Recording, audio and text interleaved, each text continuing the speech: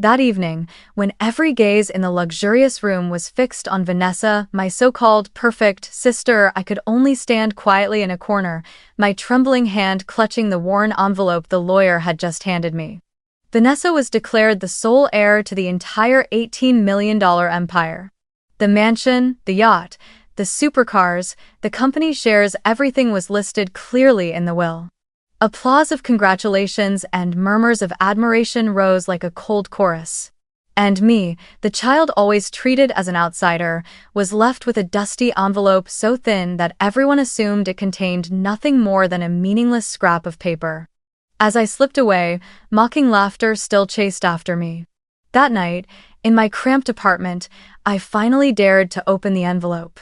What I discovered inside would not only change my life forever, but also expose the darkest secrets of the Carter family.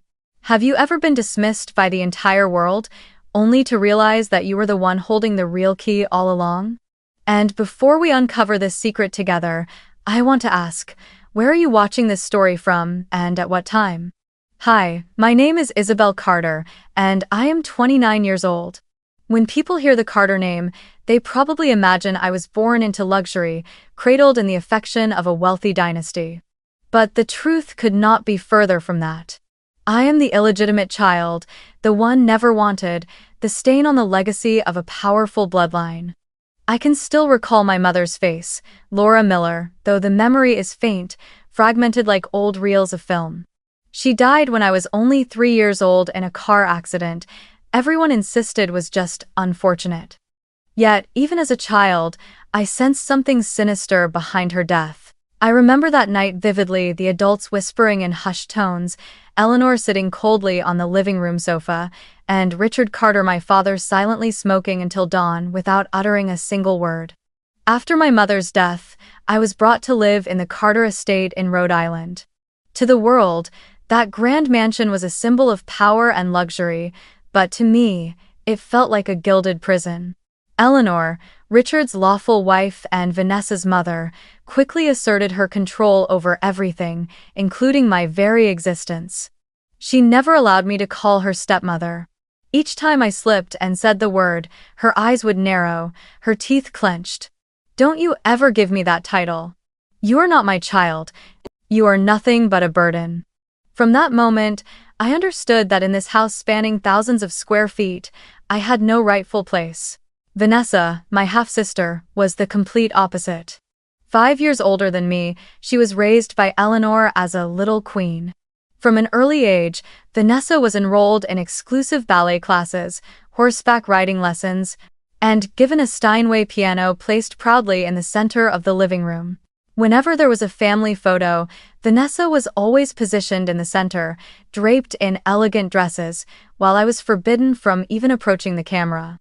This is the image of the Carter family, not a playground for outsiders. Eleanor would say coldly whenever I lingered at the doorway, watching the picture of a family I could never be part of. My room was never a family member's bedroom, but the maid's quarters in the basement, cramped and dark, with an old wooden bed that creaked every time I turned.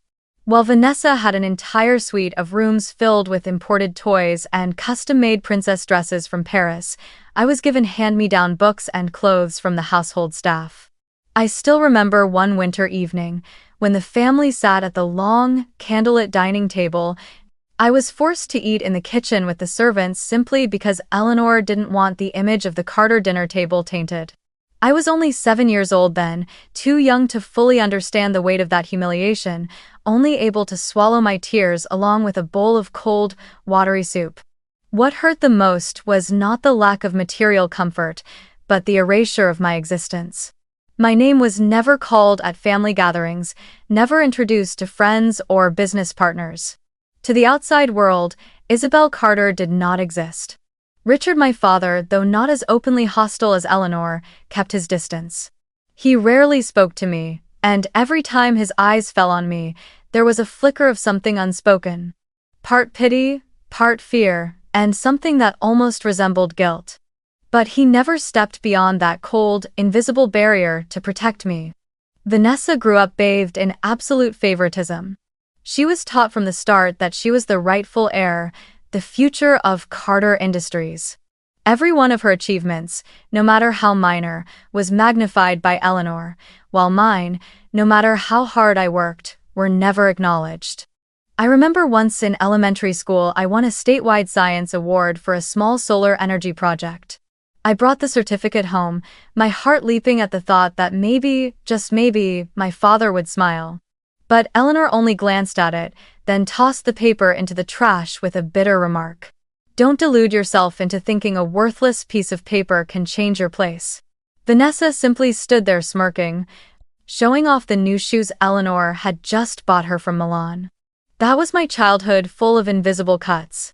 I slowly learned to retreat inward, finding small pockets of joy where I could, reading in the abandoned library behind the mansion, sketching on old scraps of paper, and sometimes imagining another life where I wasn't considered the extra.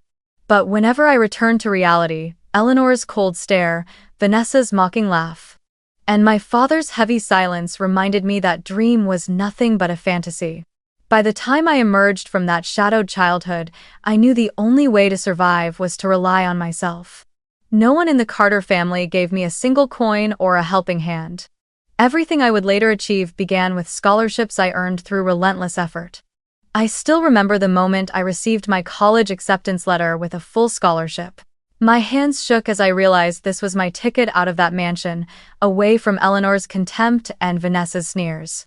On the day I left, no one came to see me off. Eleanor even announced in front of guests, "Finally, that burden has left my house." The words cut like a final knife, but at the same time, they became the very fuel for the vow I made to myself. I would never return in a position of weakness. My college years were a relentless stretch of studying and working without pause. I took shifts at a coffee shop, at the library, and squeezed in small interior design projects for friends to earn extra money. I discovered that I had an instinct for seeing space differently, creating harmony between light, color, and objects. That became the starting point for the path I would later choose. After graduation, I scraped together every dollar, borrowed a little more from a research grant, and rented a tiny room in Brooklyn to start my own interior design company. Back then, the company was just me, an old desk, and a laptop that had seen too many years. But to me, it was everything a dream of owning my life, free from the Carter family's money or pity. While I was busy with small contracts designing studio apartments, coffee shops, or classrooms for elementary schools on the other side of the world, Vanessa and Eleanor were gracing the covers of society magazines. They were the center of glittering Manhattan parties, where diamond-studded gowns shimmered under chandelier light and expensive French wine glasses clinked in the laughter of the elite. Vanessa was regularly hailed by the press as the perfect heiress, while Eleanor was the powerful advisor behind Carter Industries. They strode confidently through charity galas, posed for photos with top politicians, and shook hands with banking moguls, real estate tycoons, even government officials. Every time I stumbled across their images in newspapers or on television, a strange ache pulsed in my chest, both painful and cold. Once, I had dreamed of being part of that picture. But eventually I realized that world was never meant for me. Richard, my father, was still alive, but the distance between us had never closed. He remained the boss on paper, his name stamped on every major contract, every business headline. But I knew all too well that the true hand steering Carter Industries was not his, but Eleanor's. I once attended a conference as a student and overheard a few businessmen speaking of her with an odd mix of respect and fear. Eleanor Blackwood is the one really in charge. Richard is just the face. I was 19 at the time, sitting in the back row, and those words carved themselves into my memory. They confirmed what I had felt throughout my childhood. Eleanor was not just the mistress of the house, she was the strategist behind every move of the Carter Empire. And me, though I shared the same blood, I remained an outsider. Richard never once called to ask how I was living in New York. Whenever I dared to send a letter sharing small victories like my company completing its first project or being featured in an independent design magazine, he stayed silent. No reply, no sign he even cared. Meanwhile, every step Vanessa took was celebrated, spotlighted, and praised. He proudly stood beside her at events, publicly presenting her as the heir. As for me, he seemed to deliberately keep his distance, as if my very existence were a risk that could unravel everything. New York City was a different kind of battlefield for me. There were no spotlights, no powerful handshakes, only small contracts and the grind of daily effort. I still remember the first evening I signed a contract on my own to renovate a one-bedroom apartment in Brooklyn. The owners were a young couple, and all they wanted was a space that felt neat and warm. I poured my whole heart into every detail, from the choice of paint colors and lighting to the placement of the furniture. When they looked around the finished apartment, the brightness in their eyes gave me a joy no paycheck could ever buy. That was the moment I realized that the path I had chosen, though modest, carried true meaning. But every night, when I returned to my tiny apartment and glanced at my phone screen lit up with images of Vanessa beaming on a new yacht or Eleanor raising a glass with top political figures, I felt the contrast more sharply than ever. Two worlds coexisted, separate, and I was standing at the edge, looking in. On one side was an empire of dazzling wealth and power. On the other, a young woman struggling to lay each brick for her own dream. And deep inside, I could never stop asking myself, why was I excluded? Why, with the same bloodline, was one exalted while the other was buried? That question never had an answer until the night I opened that dusty envelope and touched the truth. The news of my father's death reached me on a bleak autumn morning.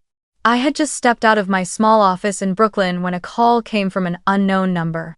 A rough male voice said, "Richard Carter, he's gone. The funeral will be this weekend." That was it. No words of condolence, no instructions, nothing more. I froze on the sidewalk, yellow leaves scattering around my feet. Though Richard had never truly been a father to me in all those years, the sudden news of his passing from a stroke still struck me with disbelief. Inside me there were no tears, only a heavy emptiness, as if a door had closed forever, one I had never been allowed to walk through. On the day of the funeral, I drove my old Honda, the only thing I had managed to own after years of labor, from New York back to Newport. The battered car looked small and out of place on the paved road leading to the Carter mansion, lined with sleek black limousines, Italian sports cars, and luxury SUVs. When I opened the door and stepped out, the rumble of engines and the click of high heels against marble blended together into a symphony of opulence that had never included me. I spotted Vanessa and Eleanor instantly as they descended from the newest Rolls-Royce, surrounded by a throng of people. Cameras flashed, guests crowded to shake their hands, their voices overflowing with flattery. So well-deserved, the true future of the Carter empire. Eleanor smiled with cold pride, while Vanessa, in a custom black dress, merely nodded as though such adoration were her birthright. I walked into the church where the service was being held and took a seat in the very last row. I didn't dare move forward, knowing full well I wasn't welcome. Throughout the ceremony, Richard was remembered as a brilliant leader, a devoted father, a great businessman. Not a single word was said about me. In their eyes, the Carter family consisted only of Eleanor and Vanessa. When Eleanor's gaze briefly swept over me, I caught that familiar glint of disdain. She didn't need to speak, her eyes alone mocked me. "How dare you even show your face here?" After the funeral, the guests were invited back to the Newport mansion for the reading of the will. The estate, perched on the Rhode Island coastline, loomed like a castle, its towering white marble columns and ivy-covered walls both majestic and unwelcoming. I had spent part of my childhood there, yet every return made me feel like an intruder trespassing on forbidden ground. In the vast grand hall, portraits of Carter ancestors hung in solemn rows, but there was not a single trace of me or my mother. Eleanor sat regally at the center, Vanessa beside her, while I was given a small chair at the edge, an observer, nothing more. Mr. Finch, the middle-aged lawyer with a stern, weary look, stood to read the will. His voice echoed through the chamber. The entirety of Richard Carter's tangible and intangible assets, including estates, yachts, company shares, and properties totaling $18 million, shall be transferred to his daughter, Vanessa Carter. Applause and murmurs of approval spread across the room. Vanessa smiled in satisfaction, lifting her chin like a queen ascending her throne. Eleanor rested a hand on her daughter's shoulder, her eyes glittering with pride and triumph. I sat in silence, my heart pounding so hard it was difficult to breathe. $18 million, a figure beyond anything I could imagine, yet it didn't surprise me. I had expected this outcome, because all my life I had never truly been considered part of the family. But Finch wasn't finished. He turned another page, then paused, his voice lowering. In addition, Richard Carter left a message. The entire room went quiet. Finch read slowly, each word deliberate. Blood defines lineage, but character defines worth. You will receive exactly what you deserve. I felt dozens of eyes fall on me. Finch stepped forward and placed an old envelope into my hands, its edges yellowed as if it had been locked away for years. My fingers trembled as I took it, while a ripple of chuckles spread through the room. Vanessa burst into open laughter. Oh God, a dusty envelope. Isabel, do you really think Father left you anything? It's probably just an old Christmas card. The guests around her broke into laughter as well, some covering their mouths, though their eyes betrayed their ridicule. Eleanor didn't laugh as loudly as her daughter, but she leaned toward me, whispering with venom only I could hear. Exactly where you belong, nothing but dust. I bit down hard on my lip, my hand clutching the envelope so tightly the paper crumpled at the edges. I wanted to fight back, to shout that they could not keep me cast aside forever, but my throat locked. In that grand hall, surrounded by glittering gowns and expensive suits, I was nothing more than a small shadow, humiliated in front of dozens of witnesses. When the reading of the will ended, Vanessa was surrounded by people congratulating her as if she had just been crowned. I quietly rose, clutching the envelope to my chest, and left the mansion. As I passed through the grand doors, the ocean wind lashed against my face, cold and sharp, yet it couldn't cool the fire of humiliation burning in my chest. I walked past the rows of gleaming luxury cars until I reached my old Honda. The door creaked as I opened it, but at least it was the one space no one could take from me. I sat behind the wheel, my hands trembling, my mind in chaos. My entire life had been a lesson in exclusion, but never had I been publicly humiliated like this. I turned the key. The weak sputter of the engine rose like a bitter reminder of the distance between me and that other world. I arrived back in Brooklyn late at night. The small street where I lived was so quiet I could hear the wind slipping through the window cracks and a cat meowing faintly from the roof across the way. I sat down on the rickety wooden chair at my kitchen table, the yellow light casting blotched shadows on the walls. In my hands was still the old envelope, the thing everyone had mocked, dismissed as a cruel joke during the will reading. I turned it over under the lamp, feeling as if I were holding a secret no one cared to notice but me. I drew a long breath and gently opened the envelope. Inside was not an old Christmas card, nor some meaningless scrap of paper. There was only a thin sheet typed in terse lines, Zurich Liberty Bank. Account number 764291XXXX. This is for the child who was never supposed to exist. Your mother knew why. I read the words again and again, my head spinning. The child who was never supposed to exist, the phrase stabbed straight into my heart. All these years I had grown used to being overlooked, treated as an afterthought, but never had I seen the truth laid out in black and white like this. And, your mother knew why. Why would my father write that? Why bring up my mother, gone since I was 3, as if she held all the answers? My hands shook as I opened my old laptop. I typed the bank's name into the browser, and Zurich Liberty Bank appeared with its sleek, cold interface. I entered the account number, along with a small password printed at the bottom of the paper. My heart pounded wildly, each beat threatening to explode in my chest. The screen spun for a few seconds, then the number appeared. I froze, unable to believe my eyes. $127 million. $127 million. I sank back into my chair, breath coming fast and uneven. For a moment, the entire little apartment seemed to tilt around me. I looked around the room, the peeling walls, the old refrigerator rattling in the corner, the secondhand table and chairs from a thrift shop, and then back at the glaring number on the screen. The contrast was so stark I didn't know whether to laugh or cry. Part of me wanted to scream, to call someone and share it, but then I realized I had no one. No family member, no close friend near enough for me to tell that I had just discovered a fortune beyond imagination. It was only me, sitting in my small apartment, holding the biggest secret of my life. And, at the same time, a massive question rose inside me. Why had my father left this money to me? And why not to Vanessa, the daughter the whole world assumed to be the rightful heir? If Richard had only wanted me to stay silent, he could have ignored me as he always had. If he wanted to punish Eleanor, he had an entire will to do it publicly. So why this hidden way, leaving me only an old envelope with that haunting message? I wondered if this was just another cruel trick from Eleanor. But no, the typewritten words were too precise, the tone far too personal. This was undoubtedly from Richard. And that sum couldn't be fake. I tried transferring a small amount, exactly $500, into my own personal account. Within seconds, the balance appeared in my US bank, proof that the Zurich account was real. I sat frozen, my hands clutching my head. $127 million. It wasn't a gift. It was a burden, a vast mystery laced with a responsibility I wasn't yet ready to carry. I thought of the message again. Your mother knew why.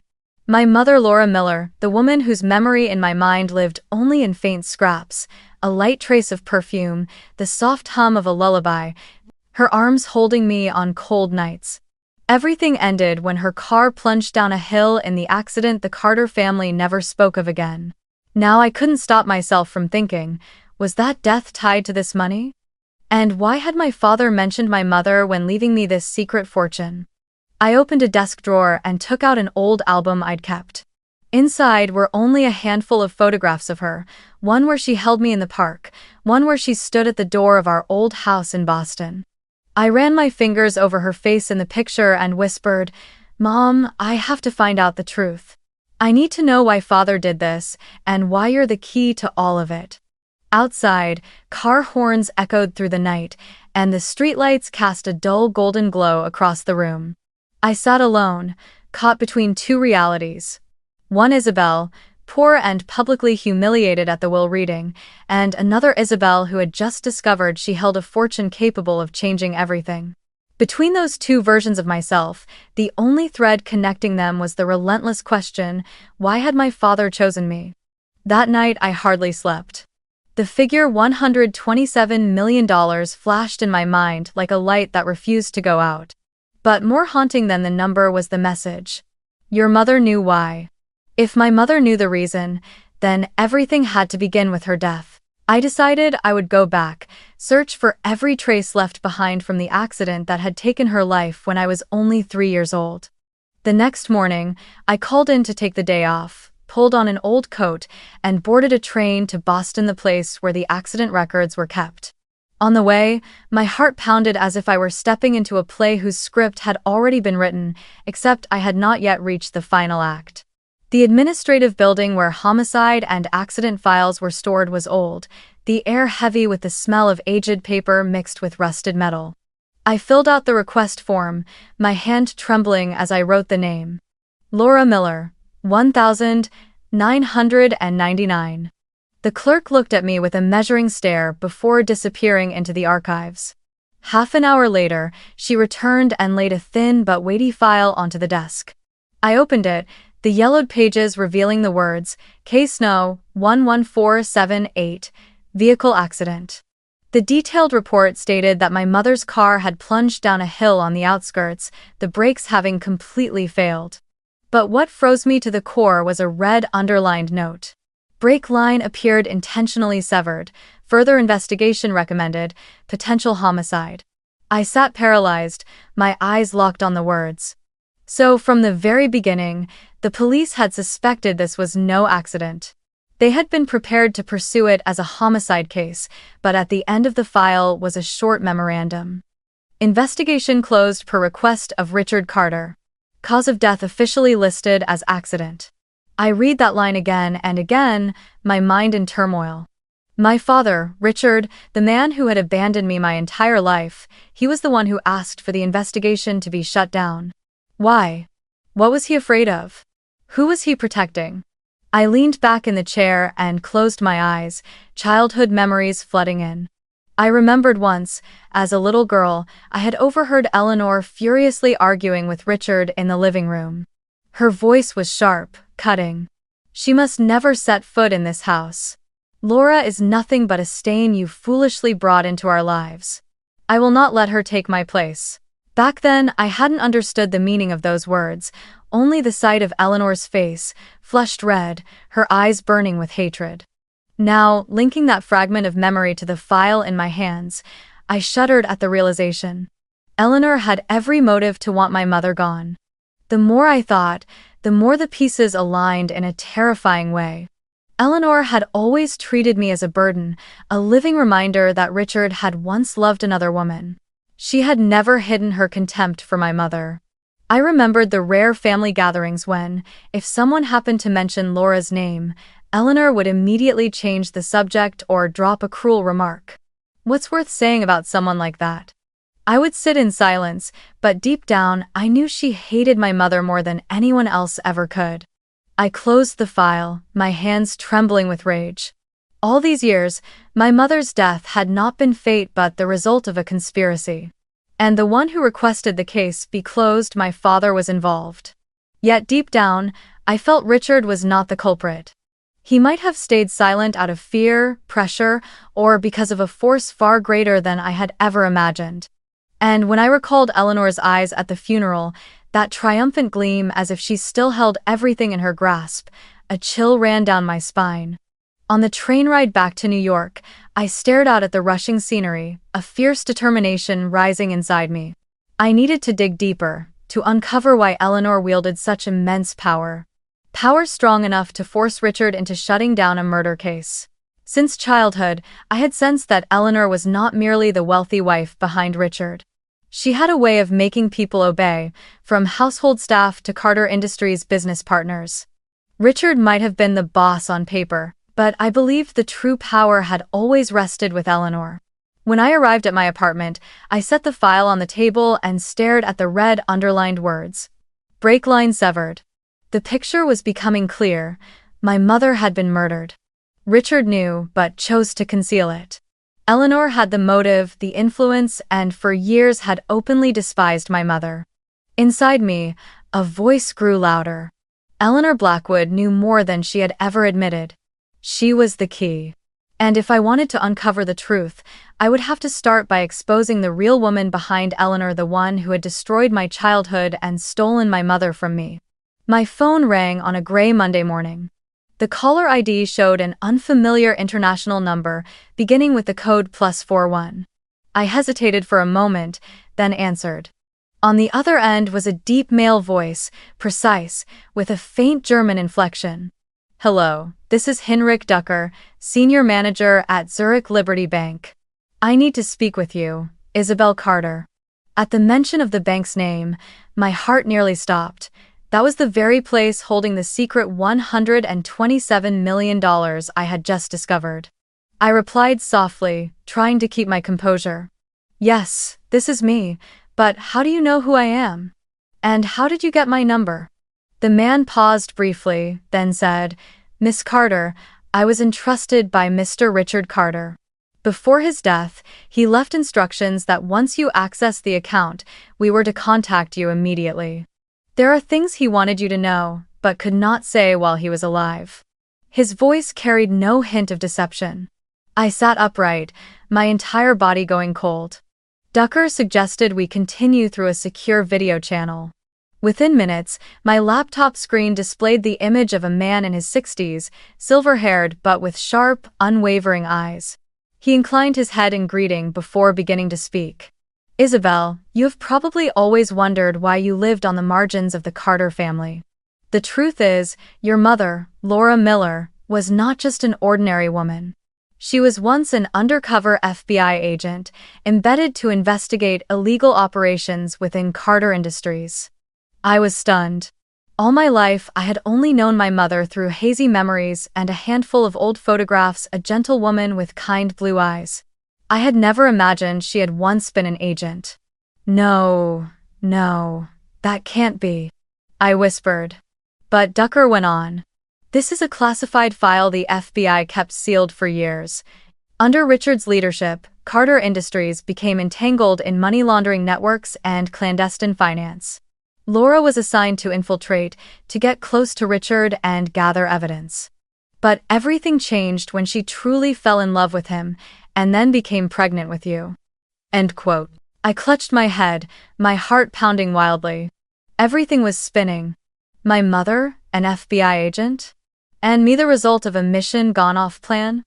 Ducker nodded, as if he could feel the shock I was going through. When she discovered she was pregnant, Laura chose to withdraw from the mission. She didn't want her child born into a storm. But at that very moment, her enemies found out. He paused, eyes fixed on the camera. The order to eliminate her did not come from Richard, but from Eleanor Blackwood. The name Eleanor landed like a hammer blow to my chest. I stopped breathing, my palms icy. Ducker continued. Eleanor was not merely Richard's wife. She was the covert leader, the one running the dark financial network behind Carter Industries. Richard was only the legal facade. Eleanor learned Laura was an agent, and when Laura tried to leave, she saw her as a threat. The order was given, remove her. And the accident in 1999 was the result. I listened as if slipping into another realm. All the fragments I had once suspected now clicked perfectly into place: the file about the severed brake line, the memories of Eleanor's jealousy, my father's fearful silence. Everything led to one point. Eleanor. Not just a cruel stepmother, but the woman who had destroyed my mother's life and hidden the truth for decades. And what about Vanessa? I asked, my voice trembling. Ducker's expression grew solemn. Vanessa is Eleanor's biological daughter. She was raised to be the legitimate heir, a shield to maintain Eleanor's grip on power. But in truth, Eleanor is the one pulling the strings. Vanessa is only a pawn, unaware of the full extent of her mother's crimes. I sat in silence as tears streamed down my face. For so many years I had blamed Richard for his coldness, for abandoning me. Now I understood he had lived under constant fear. He knew the truth about Eleanor, knew she had killed Laura, but if he dared to defy her, my life would have been in danger. Perhaps that was why he kept his distance, to protect me from the gaze of the murderer disguised as a high society lady. Ducker sent over another digital file. Records, financial documents, and photographs linking Eleanor directly to global money laundering operations. Richard secretly transferred these to me. He wanted you, when you were strong enough, to learn the truth and choose your own path. The $127 million are not tainted funds.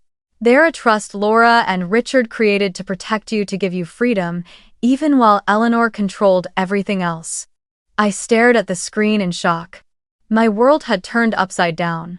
Grief and fury surged through me all at once. Eleanor Blackwood, the woman who had stolen my mother, destroyed my childhood, and built a sanctified facade around the Carter Empire, was now revealed as the mastermind of crime. The call ended, but I remained frozen before the dark screen. My breath came in sharp bursts, my heart hammering with each beat. I knew that from this moment on, there was no way back. I was holding in my hands the key to unlock the darkest secrets of all. And I swore to myself I would not allow my mother's death to be buried one more day. I had thought I would hate Richard Carter forever, the father who only watched from a distance, letting me grow up in loneliness and humiliation. But after the call from Zurich, the layers of the veil began to lift. I realized the distance he built between us was not entirely indifference or contempt, but a wall of protection he had been forced to erect to shield me from Eleanor's darkness. I returned to the file Ducker had sent, reading and rereading every page. There were internal FBI memos, anonymous letters sent from untraceable addresses, all bearing the same electronic signature matching Richard's. In them, he provided information about suspicious Carter Industries transactions, vast sums funneled into tax havens. He never appeared as the whistleblower himself, but the repeated phrase, internal source, said everything. Richard was both the man steering the empire and the secret betrayer in the shadows, living with two faces every day. I reeled back into memories of my childhood. The long dinners where he sat at the head of the table, rigid, eyes always avoiding mine. I had once believed that look held shame, that I was the illegitimate child. But now I understood. Perhaps every time he looked at me, he feared Eleanor would notice some flicker of affection he still held for me. He chose silence and coldness because if he showed closeness, Eleanor would immediately suspect. In that ruthless game of power, I had unknowingly become his most dangerous vulnerability. Ducker's files also mentioned a special fund, one that began in 1998, right after Laura became pregnant with me. The first transfers came from an unknown source, but after that Richard added to it steadily. The cold numbers in the account ledger suddenly felt heavy. They weren't just figures, they were evidence of a father's fear and determination. He had known Eleanor could strike at any time, and that money was the only insurance for my survival. I trembled as memories returned of being left alone in the maid's room, of eating with the staff in the kitchen while Vanessa shone at the dining table. Back then, all I had felt was shame and pain. But now I understood every distance, every invisibility he imposed on me had been a layer of disguise. Eleanor would never allow anyone to threaten her position or her daughters. If I had been publicly acknowledged, if Richard had openly protected me, perhaps I would not be alive to tell this story now. But the truth did not erase the ache. I still felt a knot in my throat when I remembered the years I had begged silently for a hug, a word of praise, and received only a cold, distant glance. I whispered to myself, "Father, why didn't you believe I was strong enough to know the truth? Why did you let me endure it all alone?" The question drifted into the night, unanswered, leaving only the sound of wind slipping through the window of my small apartment. Among the papers lay one final note, Richard's signature clear at the bottom. "If my daughter finds this, tell her that I have always seen Laura in her." I kept my distance not because I did not love her, but because I loved her too much. Eleanor would never spare her if she knew I still cared. The only way to protect her was to let her believe she was only a shadow. I read those lines over and over until tears blurred the ink. All those years of hatred, all those years wondering if I was worth anything, everything boiled down to one bitter truth. He loved me, but that love had been chained by fear of Eleanor. Looking back, I saw Richard like a bird trapped in a gilded cage, brilliant on the outside, but full of invisible wounds within. He had lived his whole life compromising, maintaining enough power to avoid being cast aside, while secretly feeding fragments of evidence to the FBI, hoping one day the truth would emerge. But he had not been brave enough to break the chains himself. All he could do was leave it for me, the child he had once deliberately pushed out of the light, but to whom he had secretly entrusted the future of the truth. I sat alone in my cramped Brooklyn apartment, the thick FBI files spread before me, the laptop screen still glowing with the figure $127 million. Never in my life had I felt so starkly caught between two worlds. On one side, that vast sum promised a life I had never dared dream of. A seaside mansion, trips around the world, doors opening with a single click. On the other side, pages steeped in blood, Ducker's voice echoing in my mind. Laura Miller was murdered on the orders of Eleanor Blackwood. And I knew my mother, the gentlewoman I remembered only through a few faded images, deserved more than any fortune ever could. Vanessa's image filled my mind, her elegant black dress at the funeral, her self-satisfied smile as she accepted an empire worth $18 million. I had once envied her, once hated her because I was never allowed to stand in the light. But now, with the truth revealed, I no longer saw a perfect sister. I saw a puppet. Vanessa was nothing more than a flower Eleanor had placed on the altar of power, a cover to hide the bloodstained lineage and the hands that had killed my mother. That empire was not an inheritance, it was evidence of a crime. And if I chose silence, I would be helping Eleanor keep her grip on everything. Two paths appeared before me. The first, I could stay silent, keep the $127 million, disappear from Eleanor's sight, and live a comfortable life anywhere in the world. Switzerland, Italy, Even a small house on the California coast. No one would know. No one would bother me. I could start over, leave the past behind. The second, I could step into the light, reveal the entire truth, hand the files to the FBI, and force Eleanor and even Vanessa to face justice. But that path meant putting myself in danger. Eleanor was not someone who sat still. She had money, connections, and an entire criminal network behind her.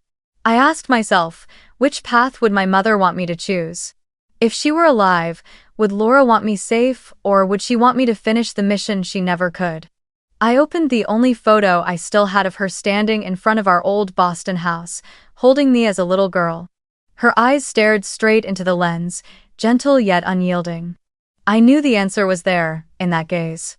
My mother had been an FBI agent. She had chosen to sacrifice herself to protect the truth. I was her daughter. I could not betray that ideal out of fear. I remembered the final words of the will Finch had read aloud. Blood defines lineage, but character defines worth. You will receive exactly what you deserve. At the time, I had thought it was nothing more than a bitter, cutting phrase. But now I understood. Richard knew I would have a choice, and what I deserved was not to live quietly off money, but to face the truth and decide with my own character. I stood up and began pacing the small room. Fear crept in. If I failed, Eleanor could have me eliminated the way she had my mother. But at the same time, a fire flared inside me. I had spent my whole life in the shadows, branded the child nobody wanted, mocked and discarded. This was the first time I had the chance to turn the board, and I swore I would not waste it. I reopened my laptop and typed an encrypted email to Ducker. I choose justice. Tell me the next step. My fingers trembled as I hit send, but immediately afterward a strange calm washed over me. I knew this path would be full of danger, but at least I was no longer the invisible child in the maid's room. I was Isabel Carter, daughter of Laura Miller. And I would not let my mother's death remain buried another day. I closed the laptop and stepped out onto the balcony. The New York night lay beneath me, neon lights glowing, traffic humming, the scent of gasoline carried in the wind. I drew a deep breath. For the first time in years, I felt my body trembling, not from fear, but from strength rising inside me. From this moment on, my life would no longer be dictated by Eleanor or Vanessa. The choice was mine, and I had chosen justice. From the moment I sent the email to Ducker, I knew I had stepped onto a road with no way back. In the days that followed, I lived strung tight as a wire. I locked every door, checked the security cameras multiple times, and always carried a can of pepper spray in my bag. But fear no longer paralyzed me the way it once had. It had become fuel, a reminder that I was moving closer to the truth Eleanor had tried to bury for more than 2 decades. The first thing I did was separate a portion of the assets from Eleanor's shadow. That night I logged into the Zurich account, my hand shaking as I entered the amount, $10 million. I transferred it into a private account in my name at a U.S. bank, an account Ducker had securely set up. When the transaction completed, I let out a breath. That was my safety net. If everything collapsed, at least I had a future to hold on to. But the remaining sum, $117 million, I left untouched. It was not for me. It was evidence, my mother's legacy, the blade I was about to drive straight into the heart of the empire Eleanor had built. I spent the entire week organizing the documents Ducker had sent. Hundreds of pages of financial reports, transaction invoices, internal memoranda, and scattered testimonies from anonymous sources. I numbered everything, arranged it, and finally compressed it into an encrypted digital dossier. I knew I could not defeat Eleanor alone. She had a network, and I was just one person. So I sent the entire file to a confidential FBI address Ducker provided. In the email I wrote briefly, "My name is Isabel Carter. This is evidence of illegal financial activity by Carter Industries under the direction of Eleanor Blackwood. I request protection and, above all, I request justice for Laura Miller." 2 days later, the FBI made contact. One morning, while I sat in my usual Brooklyn cafe, 2 men in suits approached my table. They didn't need to show me a badge. I knew immediately where they were from. One of them spoke quietly. "We received the file. You did the right thing." Those words left me trembling and strangely relieved. After so many years, someone was finally on my side. The operation unfolded faster than I ever imagined. Perhaps it was because the FBI had already been quietly monitoring Carter Industries for years, and what I provided was simply the final piece that completed the puzzle. I wasn't told the details, but from the scattered hints, I understood that the net had already been cast wide. And then, the fateful morning arrived. The news exploded like a bomb. I sat frozen in front of the television, watching live images from Rhode Island. Dozens of FBI agents stormed the Newport mansion, black SUVs blocking every entrance. Eleanor, dressed in a silk sapphire gown, still tried to hold her haughty composure, but her wrists were bound in gleaming handcuffs. Vanessa screamed hysterically, her face twisted in fear, as she was dragged out the front gates under the flashing cameras of dozens of reporters. The anchor's voice rang out. "The FBI has just dismantled a large-scale illegal financial network tied to Carter Industries. This is considered the biggest organized crime case in years." My throat tightened. All my life I had dreamed of this moment, the moment Eleanor would bow her head, the moment Vanessa's arrogance would finally crumble. Yet, when it truly happened, I didn't feel wild triumph. Instead, a deep sadness washed over me. Because behind the flashing cameras, behind the shouting and the click of handcuffs, I saw the shadow of my mother, the woman who had died in silence so that justice could finally be named today. The news spread across every headline. Carter Empire collapses, high society queen exposed as criminal mastermind. Arrest shakes business elite. Articles detailed how the FBI froze all assets, the Newport mansion, the luxury yachts, the collection of supercars all seized. Even the $18 million Vanessa had inherited from the will was immediately frozen. The glamorous images of Eleanor and Vanessa, once seated in the front row of galas, were now replaced by photographs of them in orange prison jumpsuits, handcuffed, heads bowed before the court. I sat alone in my apartment, watching the broadcast, my breath coming fast and shallow. I had done what my father had never dared to do. I had dragged Eleanor into the light, shattered the flawless mask she had worn to rule over everything. But at what cost? I knew that somewhere out there, those still loyal to her might be seething, might be plotting revenge. I had no illusion that the danger was over. Yet, for the first time in my life, I felt my mother was no longer forgotten. After everything, I left New York on a quiet winter night. The glowing streets, the familiar car horns, I knew I would miss them, but I also understood they were bound to shadows and painful memories. I needed a new beginning, a place where I could breathe freely without being haunted by the name Carter.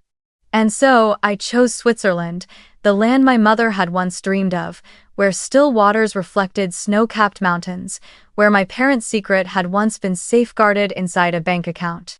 Life began, simply. I rented a small apartment overlooking Lake Geneva.